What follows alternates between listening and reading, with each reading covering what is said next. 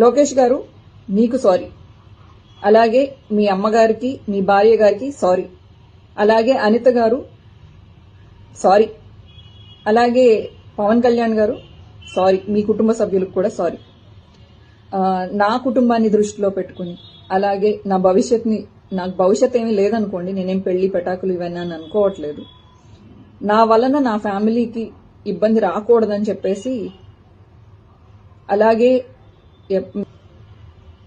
ఇక నుంచి నా సోషల్ మీడియాలో మీ కుటుంబ సభ్యుల గురించి కానీ ఆ విధంగా ఏ విధమైన తప్పుడుగా రాదు అని చెప్పేసి నేను మీకు హామీ ఇస్తున్నాను. ఈ యుద్ధాన్ని కార్యకర్తలకి మీకు కాకుండా లీడర్స్ కి మధ్యలో జరగాలని నేను ఒక